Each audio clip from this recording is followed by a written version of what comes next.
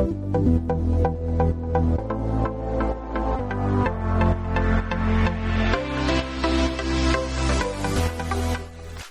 and welcome back to the Soccer Brothers Podcast.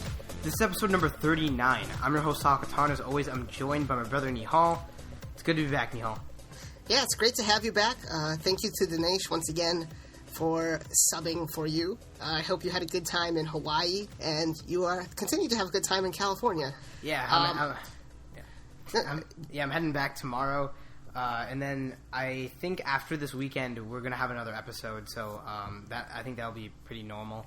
Yeah. But you got the chance to go to the game, the World Cup qualifier last night against Guatemala in Columbus. How was that? Oh, it was excellent. Great atmosphere. Wish Ethan Finley was not robbed of his goal, but, whatever. And, it was a good performance by the U.S. national team. Also, Monday night, I got to meet Abby Wambach and Megan Rapinoe, which was fantastic. It was amazing. Oh, yeah. Wow. That's really cool that you got that opportunity. And that was at Ohio State? Yep, it was at Ohio State. They were here as part of Women's History Month, the Ohio State University Activities Board brought them in to talk. They were hilarious. They were really nice. They answered the questions. Talked about a lot of different issues. Talked about themselves. So it was great. It was absolutely great. And I showed you the picture. I got to take a picture with them with a few other people. And I had a chance to go right in between them. I had a chance to and I didn't because I was scared. Really, I regret it so much because other people did it later. I don't know, or before me. God. Yeah, should have just done it. Because then I could have cropped everyone else out of the picture. Yeah, you can do that. So, yeah, whatever. That's really cool. So they talked about issues about women's soccer and. Yeah, they talked about the U.S. women's national team made a lot of money for the U.S. Soccer Federation. They feel like they are underpaid, which is probably true. It is true, actually. They talked about the NWSL. They talked about a lot of different things, donating their brains to research, which I think they first announced at the thing. I just got a Bleacher Report notification saying they would, which is kind of funny. Talked about Mia Hamm. It was just great. It was wonderful. So, before you went to that game last night, you must have been pretty nervous. As was I. But after that Clint Dempsey goal in the 12th minute, were you I was more relieved after the who was the second? Jeff Cameron goal. It could have been 6-7 nothing. It was never. I was nervous, but it was never really in doubt. Right? We always are going to win. We're going to talk more about the match later, but the main thing we have today is an interview with Phil Schoen of BeIN Sports. He's also a host of the football show on SiriusXM FC channel 85. On BeIN Sports, he commentates. He also is an analyst on shows like The Locker Room. So he was really, really great to talk to. We're very excited about that. If you are new to the podcast, if this is your first time listening to it, and if you are here because of Phil Schoen, we are on SoundCloud, but we also are on iTunes and Google Play. So if you have an iPhone, go to your podcast app, subscribe to us, and you'll have this on your phone, and you'll have our future interviews and podcasts. Maybe they can listen to this one first and then subscribe. No, yeah, I know. Definitely if you enjoy it, if you enjoy what you hear. Also, welcome to the podcast if you are new. Yeah, definitely. We're always glad to have new listeners. But he spoke really well, and he had some interesting opinions. I think he was a little bit more critical than I expected him to be of the U.S. men's national team, which I'm okay with because I'm pretty critical. Yeah. So he gave an interesting opinion. You can definitely, tell that he is a fan just like the rest of us, but he has that advanced knowledge that he's had working in this business for years. So it was a really good conversation. Yeah, and honestly, thanks to him for being on. Obviously he didn't have to take time out of his day to be with us, but he did, which was awesome. So without further ado, enjoy our interview with Phil Schoen. We will see you on the other side. Before we get into the interview, we just want to remind you to check out the wonderful soccer apparel brand AmbitiousStrike.com. Ambitious Strike creates casual clothing for soccer and non-soccer fans alike. They're a great website. If you are interested, go to AmbitiousStrike.com. That's AmbitiousStryk.com. The link is in the description. And use the code BROTHERS for a 15% discount on your entire order. Go check them out, guys. Here's Phil Schoen. Hello, we'd like to welcome our guest, Phil Schoen, onto the podcast. He's a play-by-play commentator and an analyst for the BeIN Sports Network. You can also catch him on the football show on SiriusXM FC. Before we get started, how are you doing, Phil? I could probably use a nap. It's been a busy week, but it's been a fun one. That's great. All right, so why don't we get right into the questions? The first topic we want to talk about is the U.S. men's national team. Of course, in light of the recent results, there's been a lot of pressure on Jurgen Klinsmann, especially from the fan base. Do you think that type of vitriol is justified? And also, even though we won last night, should the pressure still be on him? Two very good questions that have, I guess, a variety of different ways to look at the answer. I didn't hear a ton of vitriol. I mean, obviously in the Twitterverse, where it's 140-character run and hide, it's possible. But I think it is a good sign that there is a criticism, a critique. I mean, if you think about it, if Germany had lost to Liechtenstein or Italy to San Marino, I kind of have a feeling that the sports sections would not be too friendly. So I think almost everyone knew that the U.S. was going to bounce back in Columbus, and that there would be a lot more difficult for Guatemala to catch the U.S. napping a second time.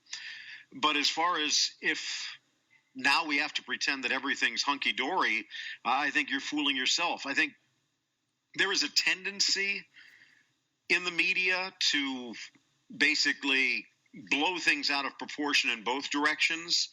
I try to avoid that. Sometimes maybe I become, I victimize myself, but you can't say that that the loss against Guatemala is the end of civilization and the victory in Columbus is one step towards nirvana. I think it's obviously somewhere in between. I think there are a lot of problems that were displayed in Guatemala City that you cannot discount, you cannot ignore, even though the U.S. was able to bounce back with a win.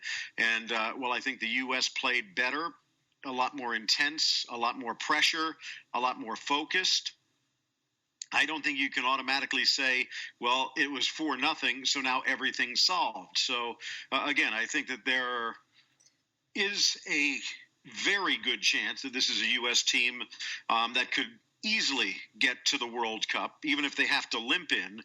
But I think that if you really are looking at where the United States is in the world of soccer, it's not just getting to the World Cup anymore. It's what are you going to do when you get there? And I think even looking back to 2014, in my mind, that wasn't good enough. Admittedly, you take Belgium to overtime. That's great. That's wonderful. But other than Tim Howard, that's a blowout. So I think, if anything, the U.S. has taken a step back. I think if you look at the U.S. Olympians' effort against Colombia, that's probably a real idea of where the United States is in the soccer world at the moment, and there's a long way to go. Yeah, it's the first time we've missed back-to-back Olympics in soccer since the 60s. I think the first time we've ever missed the U17 World Cup coming up here. But how much of that is an indictment of Klinsmann? Is it more, the players? We don't have the players right now. It's a weird time, between the old guard and maybe some of the younger players like Pulisic and Zalalem and some of those younger guys. What are your thoughts on that? I think it's a combination.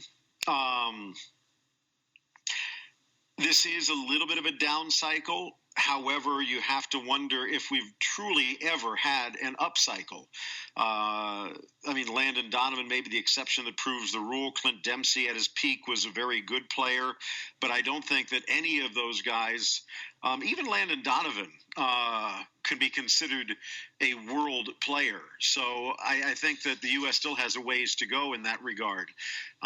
So as far as a down cycle, I think in some ways what we're looking at right now from an MLS perspective is the fact that the league has done a very good job at building up some of the other teams in CONCACAF, Guatemala being one of them. I know it's a bit of a down cycle for them, but they are a stronger system with MLS as a potential avenue than they were before MLS arrived. Now, from a U.S. soccer perspective, I don't know if we've quite totally taken advantage of MLS, and I don't know if we ever really will until the development academies are really starting to pull forward some of these players on an annual basis and to keep them here and give them an avenue to develop rather than having to send them over to Dortmund or Fulham or wherever.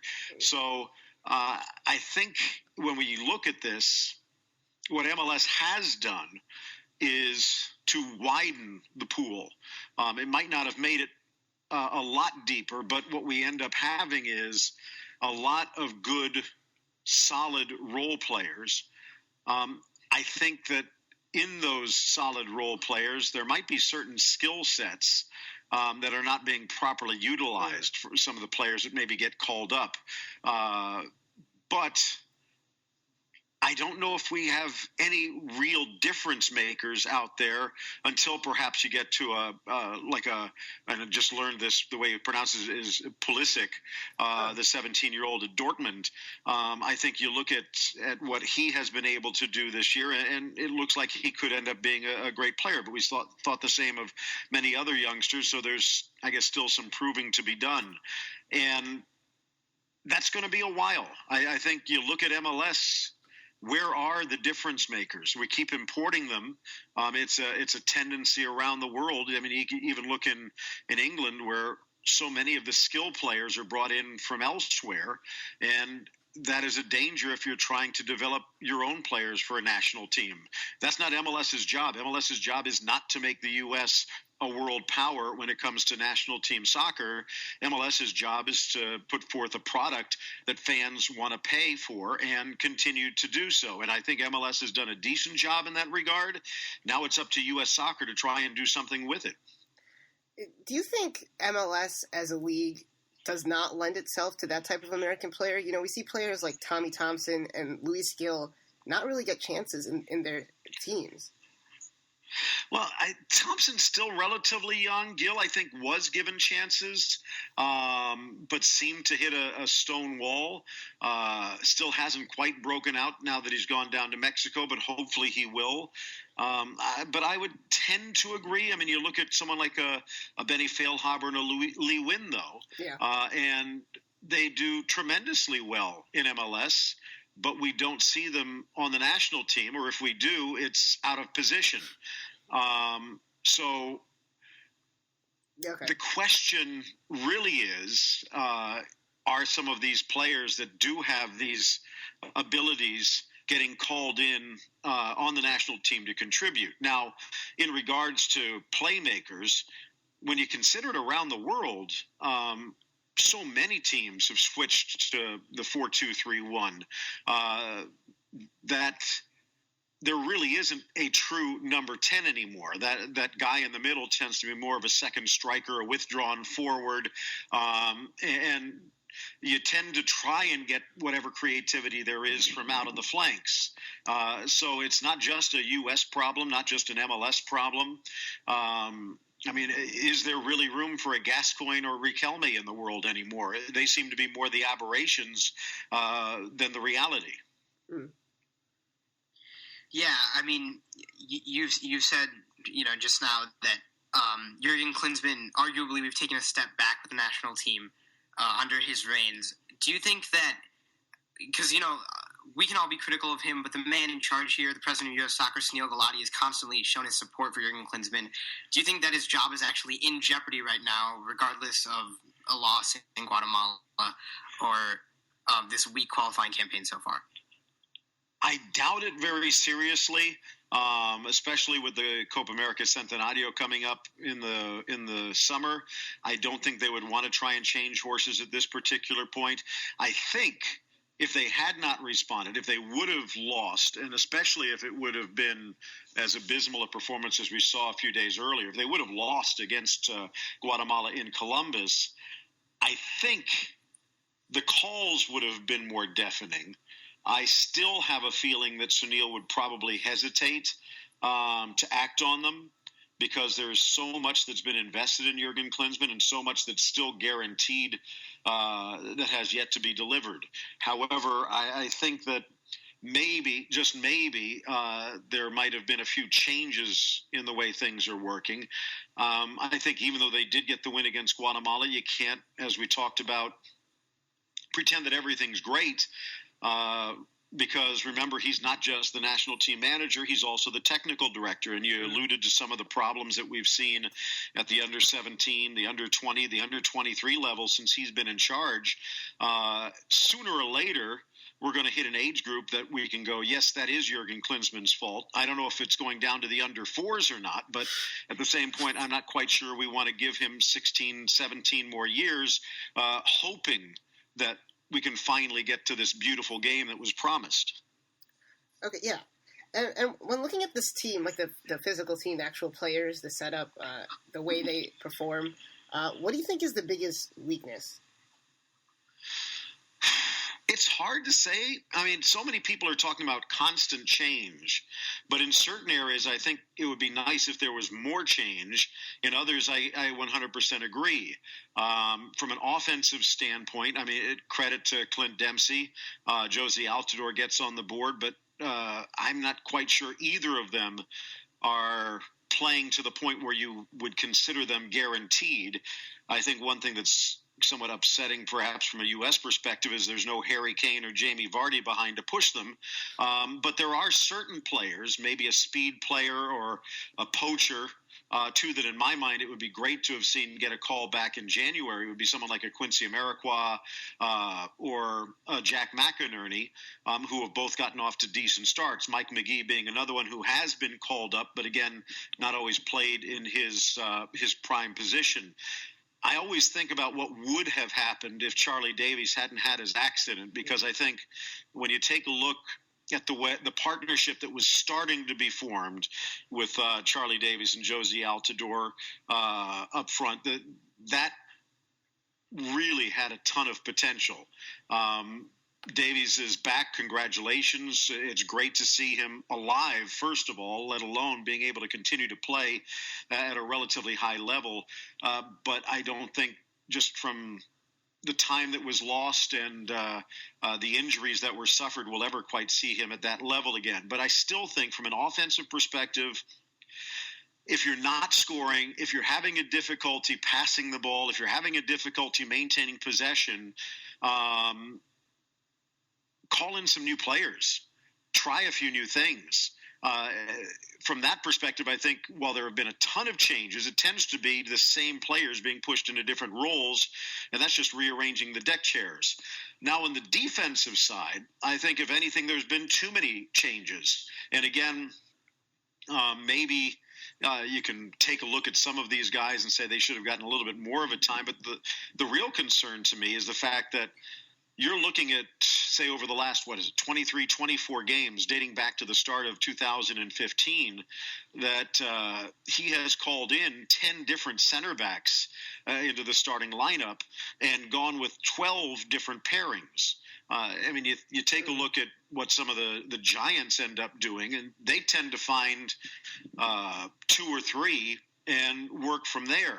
If someone gets hurt, maybe they'll roll in an alternate here or there. But from a U.S. perspective, I'm not quite sure if these guys know each other's names, let alone each other's tendencies half the time.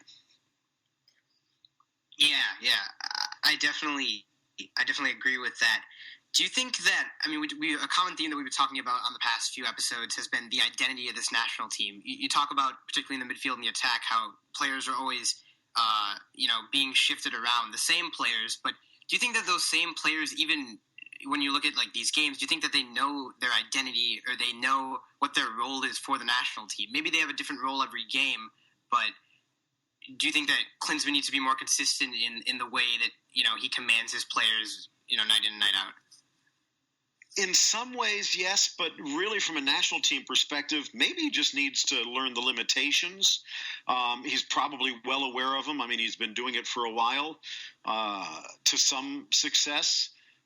However, I think when you basically have these guys coming in for a day or two, maybe if you're lucky 3 or 4 days of training before a match, you really don't want to be basically playing 52 pickup. I mean, you want to try and give these guys a head start. So, again, what we saw in Columbus was a little bit more of that, a bit more of a traditional look with the pieces of the puzzle in recognizable form. And admittedly, while the players that he put out there against Guatemala on the road had played in the positions that he had put them in, they are not used to it. I mean, DeAndre Yedlin only playing 2 of, I think, almost 20 games at Sunderland at right wing. So why put him up there and expect him to be Frank Ribéry? I mean, put him at right back where he's playing comfortably, put Cameron at center back where he's been playing, leave Orozco on the bench where he's comfortable, unfortunately, at Tijuana. Mix Discarud has had some success at New York City, but it's been at an offensive midfield. Michael Bradley at Toronto has been pushed back to defensive midfield. Why do you flip those 2 guys? Tim Howard, I mean, we're talking about a legend, but at the same point, we're talking about a legend who obviously is nearing the end of the string. He's been on the bench for a good part of a couple of months. Now you throw him out there. I know he has the veteran leadership, the experience, so maybe that was something he was looking for. But and I don't think you can really blame Howard for either of the goals that were scored. Maybe you could say that a slightly faster, slightly younger goalkeeper might have been able to get to Edgar Castillo's back pass and not have allowed the first corner, which led to the second corner and the opening goal. But again, it was just strange when you take a look out there. Stephen Goff, I had the chance to hear him the day of the Columbus game, and he was asked, we're talking about a guy who's been covering the national team for a quarter century, the Washington Post writer, and he was asked what he thought, what he expected from the U.S., and he said, I have no idea. It's Jurgen Klinsmann. Again, we take a look at what was put out there, and it's what you would expect. But then again, Jurgen sometimes tends to throw a surprise or a wrinkle out there, and maybe a few too many at times. Yeah. All right, a couple more questions about the U.S. men's national team. So, are there any players, you alluded to some earlier, like Benny Feilhaber or Mike McGee. Are there any players that weren't on this roster that you feel like really deserve to be there? Well, it's hard because, again, you have to remember that from a U.S. perspective, it was 2 fronts with the Olympians. And in my mind, I would have rather seen Brooks and Yedlin facing off against Colombia, throw as much as you can there, because really the only way that the U.S. would take a blow is if they would have lost both of these games against Guatemala. And for all of the weaknesses that the United States might have, or should I say the lacks of strength, we should be able to find 22 guys that can beat Guatemala if you put them in the right position, give them the right game plan. And even though some people justified it a little bit by saying that the 1-1 down in Barranquilla was good, they had chances, admittedly on the counter, but they did not take advantage of them. Mm-hmm. And I think anyone that thought that a road goal was going to be good enough to survive against Colombia in the second leg, even if you're playing at home, was just fooling yourself. So, again, for the Olympics, it was pretty much try and avoid one bad game, where even if there was a bad game, the U.S. still had, I guess, a little bit of leeway, a little bit of playing room. So I would have loved to have seen some more of those younger players pushed down. Even a Pulisic, see him come over, and I know that Brooks, again, with the knee injury, Pulisic with the ear infection wasn't able to come over earlier, but it would have been nice to see them really stockpile that and then try and plug some of the holes on the national team. Like I mentioned, with Quincy, you're talking about a guy that sometimes seems to be running without his brain, but at least he can run and he can test defenses. And when you're talking about, in the case of being especially on the road in Guatemala, where it seemed like the game plan was a 50-yard outlet pass, it would have been nice to have someone that could run onto it. That's not Clint Dempsey anymore, and even for Bobby Wood, that's not exactly his game either. So maybe they could have done something in that regard. I think with Wondolowski, we know what he's done. Admittedly, he's off to a decent start with San Jose, but I would have liked to have seen a couple of other players like a McInerney, someone that could be just a garbage man inside. McGee's been playing well. From a center forward position, Will Bruin leading the league in goals and leading the league in assists. Why not give him a shot? I mean, you're supposed to reward players for the way they're playing for their club team, and he never even gets a sniff. So people might say, well, yeah, those are just MLS caliber players. You never really know until you put them to that next test. And again, I'm not saying that they're superstars. I don't think the U.S. Has the luxury of having any superstars. So what you need to do is take what you have at your disposal, find a way to meld those players into the right game plan and get something out of it. Yeah.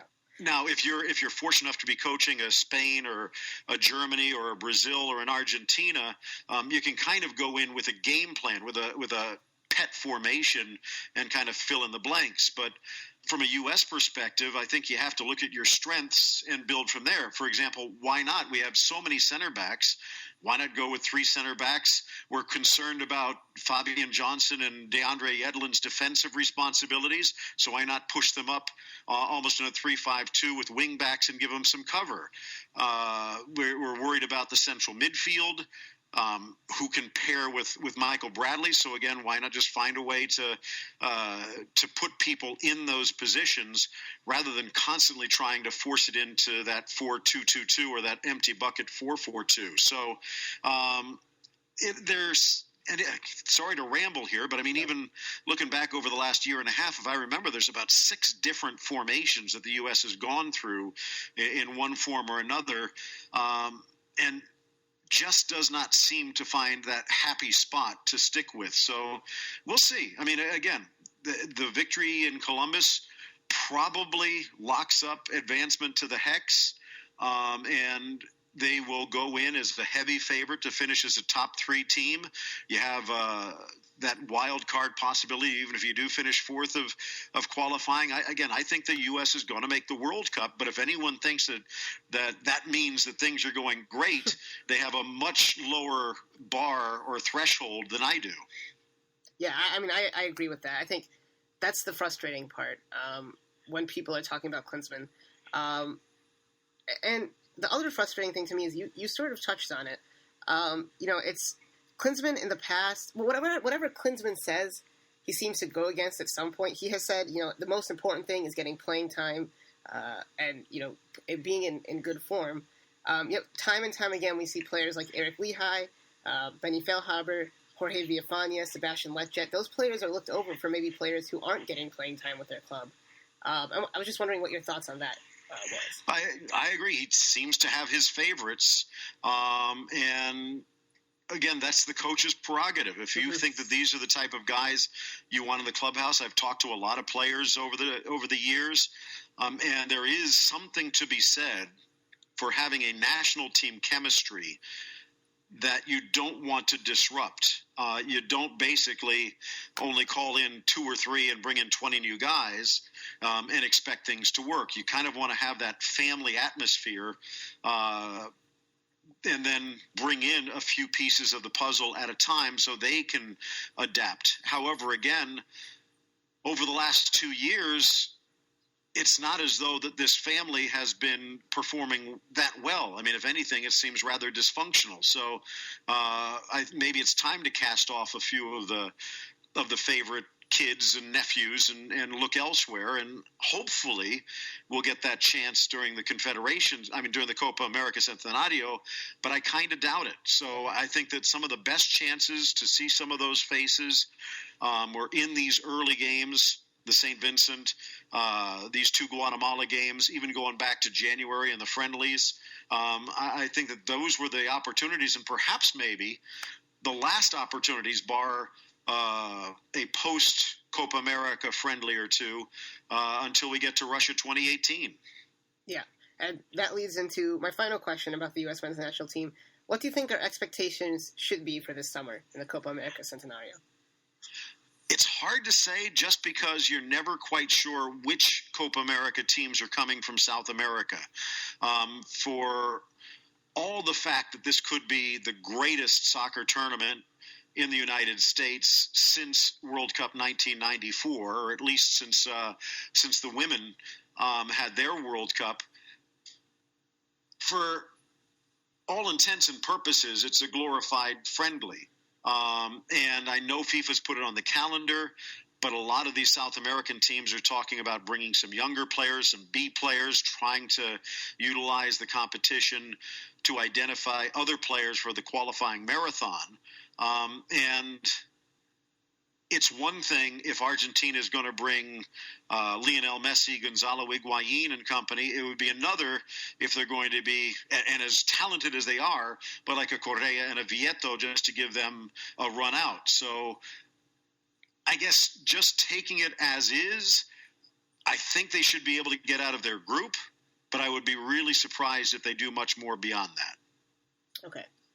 Yeah, that's definitely a realistic expectation to have. Why don't we move it over to La Liga? Obviously, you cover them on BeIN Sports, so let's get right into it. So with Real Madrid 10 points behind Barcelona and 1 point behind Atletico Madrid right now, in retrospect, do you think that Florentino Perez made the right decision to fire Carlo Ancelotti before this season? In my mind, nowhere near. But then again, for me, if it was up to me, Vicente Del Bosque would probably still be the manager. Florentino Perez has a habit of seeing things that are broken that maybe aren't, and he also can be very, very demanding. They've been claiming for years that to win the Decima was the holy grail, but then again, it just seems to be another trophy a year later. So now I know Ancelotti had some physical issues, but obviously he's still good enough for Bayern Munich at this point after his sabbatical. And in many ways, I think he would have been perfect for this stage of Real Madrid. He might not be the type of guy that's going to bring up a whole bunch of youngsters and form them into a super team, but he is the type of guy that can handle a lot of the attitudes and the egos of that super team and keep them super for a while. And that was obviously something that was beyond Rafa Benitez's scope. I like some of the signs of what we've seen from Zinedine Zidane, but asking him to be able to mimic Ancelotti is not fair to Zidane. I think in the long term, he does seem to have that ability to get the respect of these particular players. He is showing a tendency towards allowing them to go out and play and be entertaining. So I think that the future is bright, but I think if Ancelotti had been here from the outset, they should most likely be a lot closer than where they are. And yeah, that leads right into my next question. How do you evaluate Zinedine Zidane's performance thus far, and do you think going forward he should be the manager? In my mind, the answer is yes, but you have the transfer ban looming. And let's just say that they do decide to stick with Zidane, which I think that they probably will. Now he goes into this summer transfer window and gets the players he thinks that are going to be able to lift Real Madrid back to that upper echelon where they can challenge Barcelona. Now let's get 2 months into the season where basically Real Madrid has been slapped on the wrist with the 2 transfer period ban, just as Barcelona was, and things aren't working, and you're 10 points behind at the end of September. What do you do now? I mean, even if you do go out and you find the greatest technical director that's out there, he's got a year before he can bring in any of his players, and he's got to work with what you have. So in my mind, if there is any thought of making a switch, you have to make it at the end of this season to give the new man a chance to get his players in. Now, from a Barcelona perspective, they were able to survive, but they already had Luis Enrique. They obviously have Lionel Messi. They went out and were able to get Neymar and Luis Suarez, most importantly, before the ban hit. And they've done so well, they actually survived 2 months without Messi and actually pulled away in the table. So I think to expect Real Madrid to be able to do the same might be asking a lot. So I'd love to see them stick with Zidane, but if there is any doubt, it could be a disaster if they try and make a switch afterwards. Okay. Yeah, so sticking with La Liga and Real Madrid, Obviously, one of the biggest games in the world is this weekend, El Clasico, between Real Madrid and Barcelona. Obviously, Barcelona have been the more dominant team this year in La Liga. How do you think Real Madrid can shift their luck to beat Barcelona? Well, I think both teams have kind of turned their focus towards Europe. And for Real Madrid, perhaps the last chance to claim any silverware. Barcelona obviously already has to feel as though this is kind of locked up and the Copa del Rey on the back burner. So in some ways, because La Liga is practically done and dusted, that takes a lot of the pressure off. Now, from a Barcelona perspective, can they get up? And it sounds strange, but maybe in comparison, can they get up to a level as much as a Real Madrid who have been embarrassed the last couple of Clásicos? So I think that for what we've seen from Zidane, they're playing better, especially with Benzema and Bale back healthy. They're more dangerous. Both teams have their defensive frailties, but I think that Real Madrid might actually be a little bit hungrier. Again, at a game that really doesn't mean anything except for pride. This could be very entertaining from a Real Madrid perspective. Now, that doesn't mean that I think they're going to win, but I don't think that they look as lost as they might have the last couple of times. So, again, from a tune-in on April 2nd perspective on BeIN Sports, I think that you're going to be quite entertained. Yeah, and, of course, you guys can catch El Clasico on BeIN Sports. Phil will be commentating along with Ray Hudson. Something else that has been talked about in maybe the Spanish media is Cristiano Ronaldo's role with Real Madrid. Do you think it's time for them to move on from Ronaldo, which, it seems kind of ridiculous since he's still probably one of the top 2 best players in the world? Tough question, but again, transfer ban. If you sell him now, you end up getting probably 80, 90, $100 million that you can go out and try and get someone. Question is there anyone out there that's worth it? If you wait,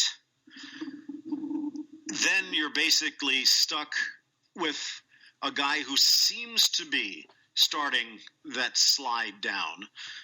Talking to Bobo Vieri, and he kind of gets upset every time you even mention that. He says, okay, so instead of scoring 50 goals, he scores 45. Are there any other guys out there that could do that? And he's got a point. But now, say for a second, all of a sudden, it drops from 50 to 25. You've thrown $40-50 million potentially out the window. So you also have to remember that he is not a Florentino Perez player. Came in under Calderon. One of the reasons that Real Madrid went out and got Gareth Bale was so that Florentino would have his crown jewel. And whether you think that Bale can replace Ronaldo or not, you never really know what's going on in Florentino Perez's mind. So in my mind, the answer is no, keep him. But maybe it's time to convert him back to CR9 as opposed to CR7. You take a look, other than an Espanyol game or two, even the Roma game, I don't think we really saw Ronaldo at his best, the ability to beat players on the dribble. He still can be fantastic, entertaining on free kicks, put on a show, and score some wonder goals, but the ability to just burn past players and create himself, I'm not quite sure if it's there. Now, if Bale, if Benzema are both there and on fire, now you toss Ronaldo into the mix and it becomes that much more dangerous. So, again, the question becomes, if there is any thought of selling him, maybe now is the time where you can still get that huge price tag. And remember, this is the Real Madrid that has gotten rid of heroes in the past rather quickly, from Raul to Iker Casillas to Fernando Hierro. There aren't many in the Florentino Perez era that die with their spurs on. Yeah, I definitely agree that Ronaldo, should be deployed in a more central role up top. But do you think that part of the reason that Barcelona has had more success than Real Madrid, especially in recent years, has been because of Real Madrid's lack of youth development? And do you think their strategy over the summer of just buying one player or two players rather than, focusing a little bit more on depth is the right strategy, your Galactico or whatever, you call it? Do you think they apply the right strategy over the summer? Well, not everyone can be a Barcelona, and when you think about it, I mean, look at all of the money and effort that Manchester City put in, and you don't see many players popping up from there. I mean, even Chelsea doesn't really bring up its own. What it does is it goes out and scours the world for 16 and 17-year-olds and throw them in there, and still they're not able to bring up a horde of players through the pipeline. I think what Barcelona has been able to do at that level of the game is phenomenal, and maybe it can't be repeated. In some ways, even they've had to modify at times, going out and spotting a weakness, so they go and get a Mascherano, spot a weakness, they get a Rakitic, spot a weakness, they get a Suarez, but it all kind of goes into the fold, and if it doesn't work, like Ibrahimovic, you sell it and you move on. Now, from a Real Madrid perspective, this has been going on for a while when you think about it, even beyond Florentino Perez, bringing in players like Hugo Sanchez, going back to the times of Di Stefano and Puskás. If there is a best player in the world, and especially if he's Spanish, Real Madrid wants to have that white jersey on his back. And for many years it has worked. I think you take a look back, probably the best example of what I'm talking about. You look back at the Manuel Pellegrini years, where it pretty much was kind of that tail end of the Galacticos scheme, where you have the superstars in the attack and the local produced players in defense, and they had their best record of all time. The problem was it still wasn't good enough to beat Barcelona, so Pellegrini got the sack. It's the unfortunate circumstance of Ronaldo growing up in the time of Messi. It's just in some ways bad luck. I think what they do is phenomenal. What they do is outstanding. But we're talking about over the past decade what is likely to be viewed as the greatest team ever put together. Yeah, I definitely agree. No matter what, it's going to be hard for Real Madrid because of that Barcelona side. So moving over to the Champions League, but still talking about Spanish teams, the quarterfinals of the Champions League are set. The draw happened, and on Tuesday, Barcelona and Atletico Madrid are going to play in that first leg in the Camp Nou. Do you think that Atletico stands a chance against Barcelona? And yeah, I think they do. Diego Simeone has found an answer many times in big games. If this was a final, I wouldn't be surprised if he found a way to frustrate Barcelona to the point where Atletico could win. The problem with Barcelona that you have is even if you do have a good result in the first leg, there's always leg two. And that's where they tend to start pulling away. I think what we've started to see this year for Atleti, though, has been interesting. They tried to, when they brought in a lot of these players like Correa and Vieto and Jackson Martinez, that they tried to play more of a finesse game. Midway through the season, though, it wasn't working. And Diego Simeone was smart enough to realize that, kind of went back to the 4-2-2-2, and basically tried to find some way with Torres, Correa, etc., to partner up with Griezmann to some success, to the point where if they would have been able to make it through the Clasico, I think they would have a legitimate chance. But the fact that they have lost the series to Barcelona and now are basically out of the running, this is their chance to focus in. I'm not quite sure, though, with especially all of the injuries, Godin, Jimenez, Savic also all injured at the same particular point, if they're quite at their peak. They've missed Thiago as well. Going out to get Augusto Fernandez was a nice move, but it's not as though this is the best that Simeone can throw out there. There's still a ton of questions, and they're still arguably a top 5 or 6 team in the world. It's just, how do they match up against Barcelona over 2 legs? So I wouldn't be surprised to see them get a result, probably a draw in the first leg, but for them to be able to hold up over 180 minutes, I'm not quite sure that's doable. Okay, so on to our final topic, CONMEBOL qualifiers, the South American qualifiers, World Cup qualifiers. One of the biggest stories from this qualifying campaign is Ecuador. They're atop the table, tied with Uruguay. How are Ecuador doing so well, and what are they doing exactly? That's a broad question, I know. But it is, and it is a question that you wonder if we would ask in about 3 or 4 more rounds' time. Okay. Because now all of a sudden you're starting to see the wheels wobble a little bit. You're starting to see the shortcomings over their last 3 games. They are still a dangerous team. They are still a team that I would say has a very good shot at making it to Russia. But with Miller Bolaños and Felipe Caicedo out for these last 2 games, they were missing a spark up top. There's so many players on this team that I love. I love Alex Dominguez, the goalkeeper, even if he didn't have the greatest of games against Colombia. Walter Ayoví is a legend. To be able to continue to play physically and mentally at the age that he is at that left back spot is probably one of the most unsung stories in the world of football. They're a different team than Colombia. They do have some of the same skill, but they have a little bit more iron in the midfield. Unfortunately for them, because of some tragedies in the past, like I said, there are some young players like Bolaños especially that have stepped up. Fidel Martinez is another one. But I think that they will only go as far as Felipe Caicedo is able to carry them. And I'm not quite sure that's going to be as a top 2 team, but I wouldn't be surprised if they are a top 4 team. Okay. Yeah, and that being said, it's pretty congested, the qualifying so far in South America. 1st and 7th are only separated by 4 points. And, 2 of these teams aren't going to make it. 4 get automatic qualification. 1 goes to an intercontinental playoff.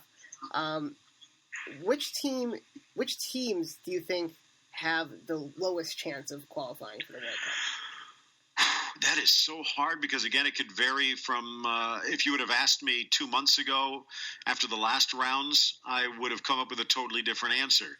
I think that regardless of whatever issues they might have had at the outset, there is little doubt that Brazil and Argentina are gobble up two of the 4. Now it gets interesting. Caicedo comes back, stays healthy. Does Ecuador slide into that 3 or 4 spot? Chile playing outstanding through the summer, got off to a good start in qualifying, and then the house blew up.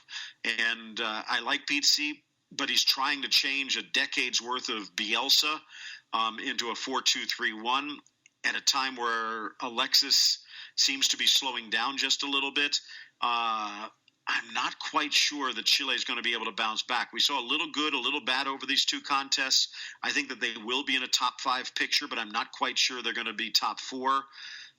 With Uruguay, the fact that they were able to start their resuscitation, their resurgence without Luis Suarez is a huge sign.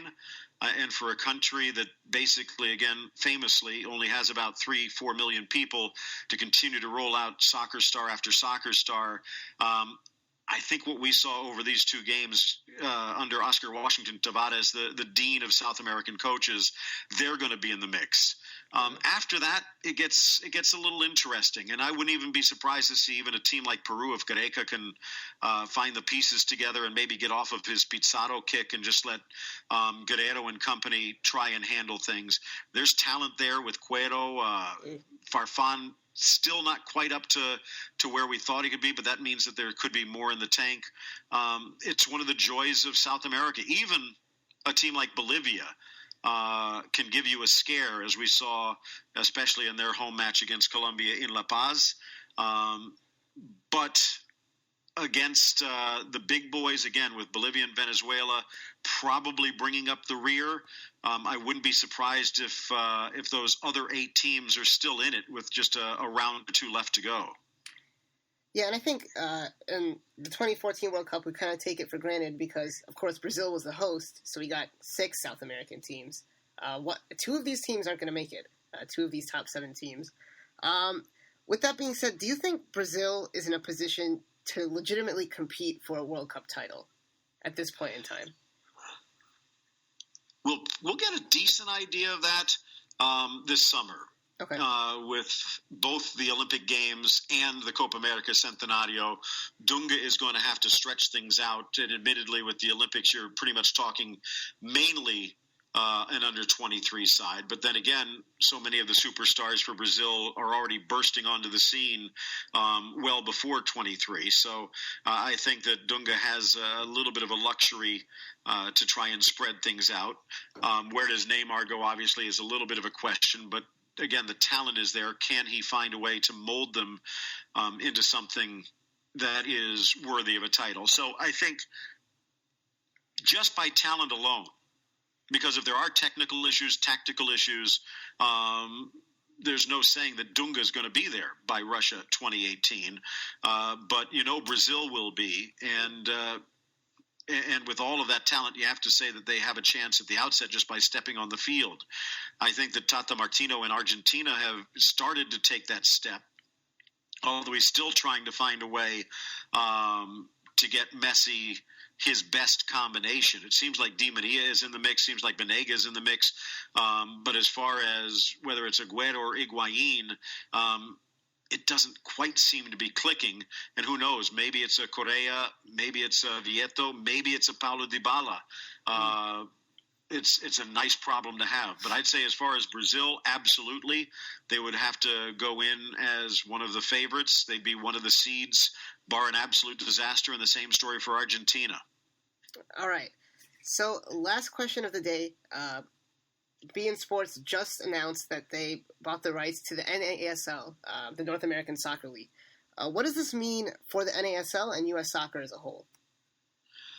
Well, it's interesting to tell. I mean, it's going to be, from a soccer fan's perspective, if I understand this correctly, we're going to have Barcelona, Real Madrid, and then the nightcap's going to be the Strikers and Miami FC. So if you're comparing NASL up against the best of the best, the cream of the crop, that's a pretty high bar to measure yourself against. I've seen a few of these NASL games, especially with the Strikers living down here in South Florida, and there is some good, there is some bad. It's not MLS level all the time. Sometimes that can be a good thing, but it'll be interesting to find out along the way because there are some interesting players. There is a growing and healthier league system, so I'm excited to see how this thing plays out. Yeah, definitely. It'll be exciting for BeIN Sports to get more American soccer than they previously had. If you want to.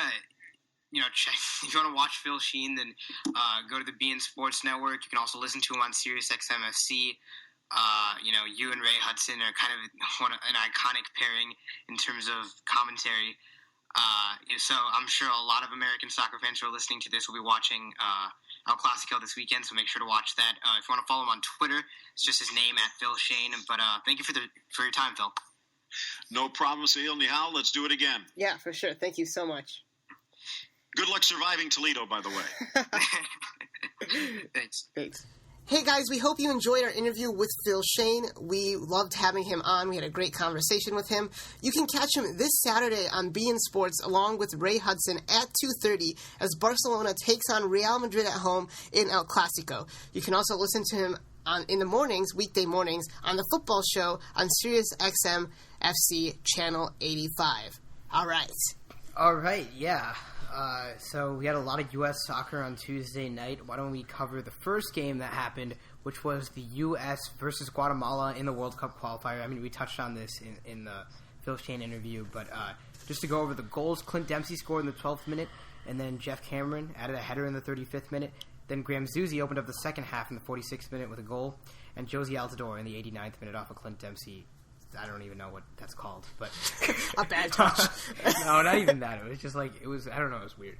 Okay. It was like against Bosnia when Josie dribbled into Eddie Johnson. Oh yeah. And he tapped it. It's kind of similar to that. I feel like that Bosnia friendly was like one of the most memorable friendlies of all time. Oh, it was wonderful. Yeah. You were actually in LA. Where are you right now?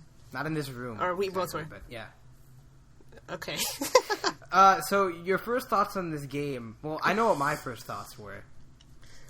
Really? Well, unfortunately, I don't have a DVR, so I wasn't really able to rewatch anything.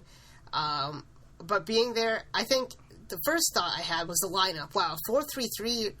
Well, at least that's what it was listed as, and it sort of operated as one. A 4-3-3 was very, very interesting to see. Graham Susie in midfield, along with Bradley and Beckerman, was really cool. I still think, although Susie played well and he scored, I think Nagby would be best suited for that position. Couple of things. Cameron at center back works. Bradley as more of a box-to-box midfielder works. DeAndre Yedlin at right back works. And surprisingly, Clint Dempsey up top worked pretty well. I know it's against Guatemala. And Bobby Wood on the left, I thought, had a good match, except for that one miss where he probably should have scored. Yeah, I mean, I think everyone was glad to see a more proactive formation than the 4-4-2. No one really wants to see a 4-4-2 anymore. I mean, I still think that our goals, like, if you just look at our goals, I don't think that they were really indicative of, like, really good play. A couple of them were pretty fluky, but I think overall we deserved the win no matter really how you look at it, and we did have opportunities that were, good chances that we messed up on, but I don't think... I didn't see a problem in terms of the team's identity or really how we looked. But then again, we're only playing Guatemala, so it's at home. I mean, yeah. I mean, we definitely had prettier opportunities that we didn't convert. I think the delivery on the Jeff Cameron goal was fantastic. That was a great cross by Michael Bradley. And overall, Michael Bradley played really, really well. And it's exciting to see. I hope he can keep that up because that's what we need. I think... I think he is our best midfield. Midfielder. Oh yeah. Excuse me. I mean, like I think you were talking to D, was it? Yeah, I was listening to one of the podcasts, and you said that the two players that are the best player for the national team were. Okay, anyway, I don't really remember who you said, but there were two other people, and I think that Bradley should be in the discussion. I think I said Fabian Johnson and Jeff Cameron. Yeah. I mean, can you really... Oh, no, maybe I said John Brooks. I think I said John Brooks and Fabian Johnson. Yeah, John Brooks and Fabian Johnson. I still think that's true. When does Bradley not perform well? I mean, he hasn't. He didn't perform well at the Gold Cup. He didn't perform up to standards at the World Cup, although he was nursing an injury. And I think that's why... I definitely think he's held to a much higher standard than the other players on the team, for sure. I think he's always under scrutiny. But, Michael Bradley is one of my favorite players. He gets the job done. I mean, okay, yeah. Like, I know what you're talking about. Like, a lot of times he does, like, screw up in the final third. But overall, like, you also, even though they're set pieces, I think that he creates a lot of goals just on that. Oh, he does. He does. And I think one thing I'd like to see is him just take shots. I feel like sometimes he's a little timid and he tries to over-elaborate. Would you agree with that? Yeah, did you see him try to take that chip when he was like... Yeah. Kind of, he would have been better just as... I think he... Just rip it. Rip it. We saw it against... Everyone around me was saying rip it, so I'm just saying that. He has a good shot. He has brilliant technique. We've seen it before. He's a good long shot taker. We've seen it with Roma. That's where majority of his goals came from, with Roma. Let's talk about Giassi Zardes. He had 2 assists in this match. Probably 2 accidental assists. One where he just jumped up and it fell to Clint Dempsey. Right. Second one, he took a terrible touch off of his... I don't know. It was a terrible touch and then it fell to Zusi. I mean, I guess he makes... You're okay. He makes stuff happen. But... I don't know, like, one minute he's megging someone and running down the field, the next minute he takes a touch 20 yards backwards. You know what I'm talking about? Yeah. That one touch that just went back into our own half. I just don't know. I'm not sold. Yeah. I mean, yeah, no, I don't think... either of us have been sold on Jassy in a while. I mean, he definitely has an upside. We always say that. Yeah. I still want to see him maybe one more time in that number 9 role, because I think that's where he was playing in that whole Germany-Netherlands road-friendly group. You know what I'm talking about? Or not group, but whatever that was. And set of fixtures. I think, like, oftentimes on the wing, it's just he's going to provide not nearly what I think Nagbe could provide or Fabian Johnson, will. Right. Well, I guess, Fabian Johnson would probably be the starter. And Bobby Wood and Fabian Johnson, I would hope, would be the 2 starters. Unless Fabian Johnson slots back to left back. Why not Nagbe? I mean, even though, like... Well, I'd like to see Nagbe where Zuzi played. Yeah. If we stick with this formation. Yeah, we could do that. So, I think that's where he's better. Did you think that Kyle Beckerman, allowed Bradley and Zuzi to be more comfortable pushing forward? Yeah, I mean, as old as he is, I don't think we can really let go of the guy yet. He's still... I don't think there's anyone that Bradley has a better connection with. I mean, no one really fits that role. Like, I do not trust, like, Jermaine Jones in that role, really, anymore. Yeah. And... Yeah, I mean, Jermaine Jones can play where Zuzi played, I think. Well, that's what I'm saying, though. Like, if you try to play him in that number 6 role, I think, like, he'll try to get forward too much. Yeah, but I don't know if that's necessarily a bad thing. Like, if Zuzi, or if Jones and Bradley are both, rotating, I don't know if that's a bad thing. But... you think Danny Williams, who's maybe a little bit more attacking, maybe Alfredo Morales, Will Trapp, and Perry Kitchen eventually. Jeff Cameron's the one I want to see there. So, yeah, and, Steve Birnbaum I thought was pretty good, too. So what's your ideal center back pairing? If you want to see Cameron in the midfield? I think Brooks and Beasler is my ideal center back pairing. And maybe Omar Gonzalez, or maybe even Birnbaum, who's playing well. Yeah, I could... I mean, I don't think it's... I mean, he just plays so well at center back, so it's hard not to play him. Like, I think Brooks and Cameron is what I would... I mean, I think that's the most realistic possibility, considering... I mean, Klinsmann hasn't played Cameron in the midfield many times, has he? I mean, he played in the World Cup against Belgium. And he played in qualifiers against Panama. Remember when we had the excellent display up in Seattle? Right. Back in 2013, I believe. Yeah, 2013. I mean, he played there because Michael Bradley was injured. Yeah, so... Well, no, he played against Costa Rica because Michael Bradley was injured. I can't remember if Jermaine Jones... I don't remember. But, I mean, he's playing there for Stoke a little bit this year, so... I would like to see him. Did we talk about fullbacks? No, we didn't. Well, I think Yedlin was excellent. I thought Yedlin was excellent. His positioning was good, which is not always a given with him. He had some nice touches, some overlapping runs. He's just so much more comfortable there. He has a much more profound impact on the match from right back than he does from the wing. And I think this was really indicative of that. And we see, just in not even a full year, but how much he has matured playing with Sunderland. How much once again, it is Guatemala, but his positioning was good.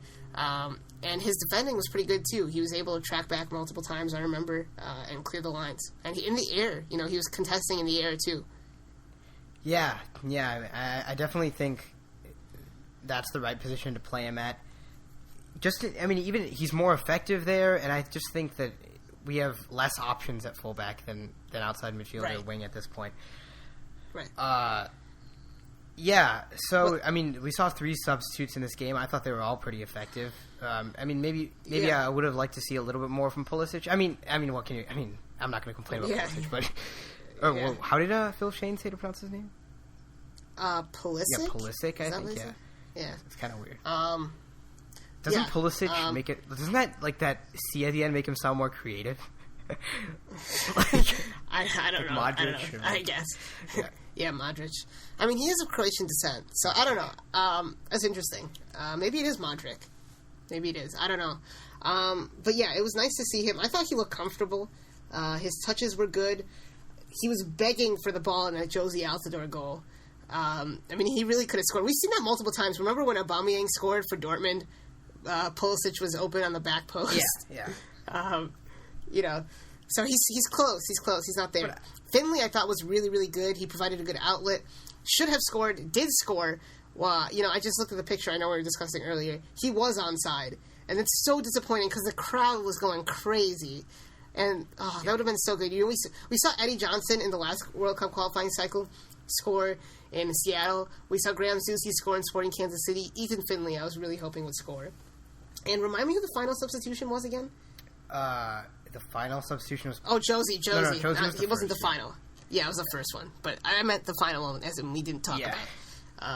And then Josie, it's good to get him some fitness, good to get him on the score sheet. Tied Eric Winalda in all-time goals. And Clint Dempsey, actually, he is now the all-time leading scorer in World Cup qualifying for the U.S. men's national team. So congratulations to both of those guys. As if they're listening. Going back to Pulisic, though, or Pulisic, whatever. I think that, a lot of times you want to get these young guys a goal, to boost their confidence or something, but I don't think that I see a lack of confidence from him. I really like what he's doing, and, I'm not too upset that Josie got that last goal. But, No, I mean, it would have been cool to see Pulisic score. I just think...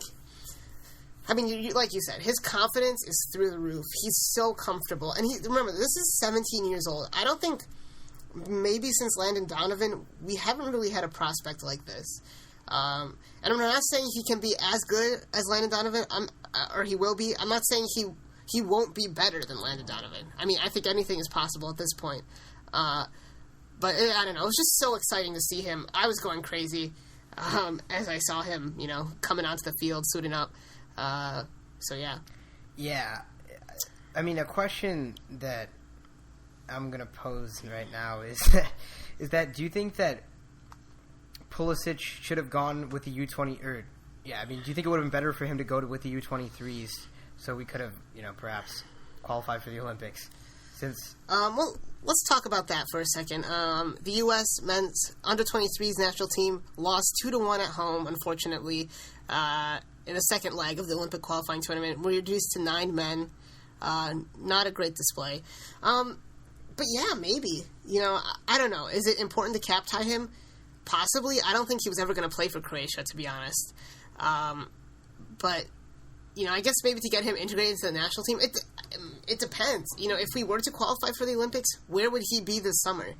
I think it's a good question. I don't know if he would be with the Olympic team. I think that the only way that I really like that choice is if we never see him for a youth team. Like, we always see him for the senior team when given the choice. Yeah, and I think that's what's going to happen. Okay. Well, you think he's going to play at the U20 World Cup? I don't... I don't know. I don't think he will. That's next year. I think at this point, you just bring him onto the senior team whenever you can, yeah. Okay, so obviously he's 17. Obviously he hasn't played much, but he still played way more Bundesliga minutes than anyone else on this team except for Fabian Johnson, Alfredo Morales, and John Brooks, and Timmy Chandler. He's playing for Borussia Dortmund. Not super consistently, but he has to be. I think he's good enough for this team. I don't see anyone that really surpasses his technical ability. And I think it really says something that, he surged so quickly from being on their second team to just being a guy that went into the 18, and then he just consistently comes on as a substitute. Yeah. He was down to the U19s for a few weeks, but that has nothing to do with him being out of favor. They want to develop him. And Dortmund is a great place to develop if you can stay within their system. Obviously Terrence Boyd was there. It didn't work out with Dortmund, but this is a totally different. This is totally different. Pulisic, I'm really excited. I'm cautiously optimistic. I think people compare him to other prospects we've had, at least recently. I don't think I've seen anyone with as much confidence, with as much composure, and more importantly, none of our recent prospects have been getting first-team minutes with their parent club consistently. It hasn't happened with Julian Green or Gideon Zalalem. You know what I mean? Yeah. It's not something that's really happened.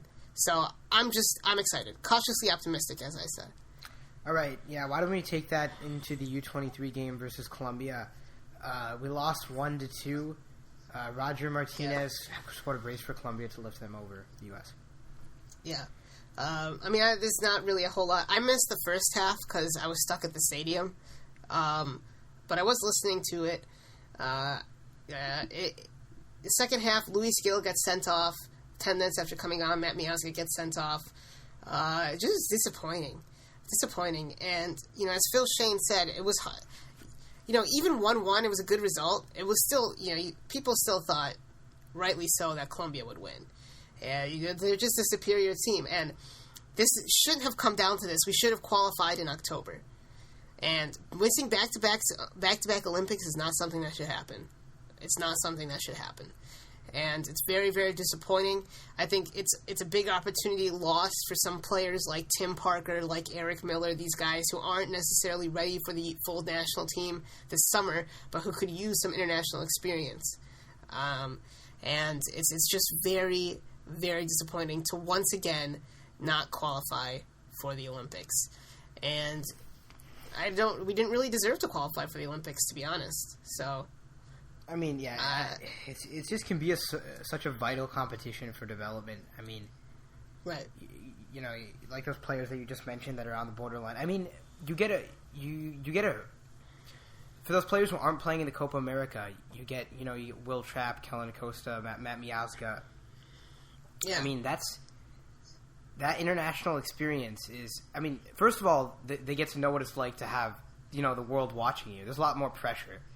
And second of all, I mean, you're playing against the highest competition at that U23 level, and right. We might see Neymar in this tournament. Yeah, it's just really disappointing, even from an entertainment aspect. I mean, I wanted to see us play in the Olympics.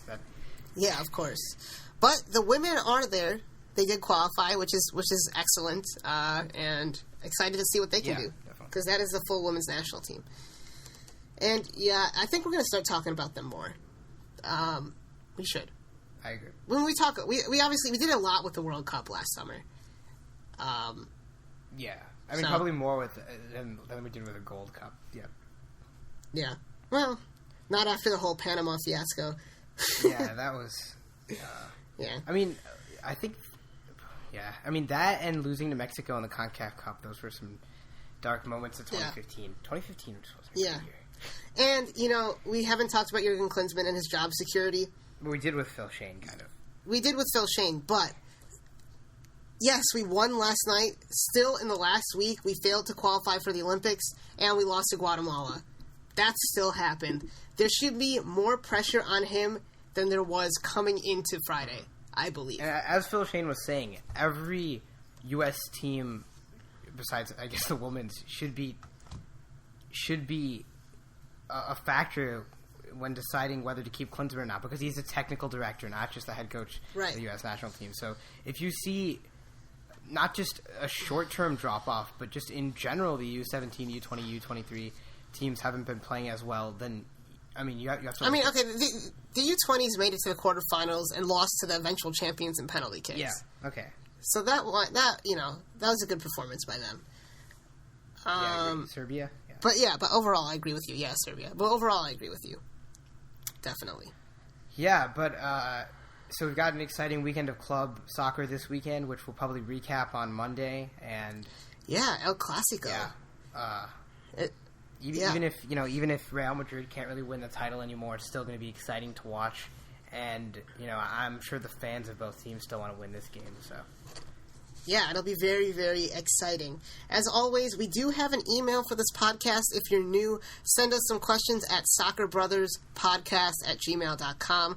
We are on iTunes and Google Play, as I said at the beginning of the episode, so definitely go subscribe, rate, comment, check us out there. We also do have a Twitter at SoccerBrosPod, as well as an Instagram at SoccerBrosPod. As well as a Facebook page, so go check us out there. As always, all the links to our social media and to today Phil Schoen's social media will be in the description. Also, if you want to check out an amazing sports or soccer apparel brand named Ambitious Strike, go to ambitiousstrike.com. That's AMBITIOUSSTRYK.com. They have great apparel, and if you want to get 15% off on your entire purchase on the website, enter the code BROTHERS at checkout. Just as also with the social media, the link to the website will be in the description as well. All right, Sahil, what an episode that was! But we're going a little long on time. So, guys, thank you so much for listening. Once again, thank you to Phil Schoen. We'll see you guys next time for episode 40 of the Soccer Brothers podcast.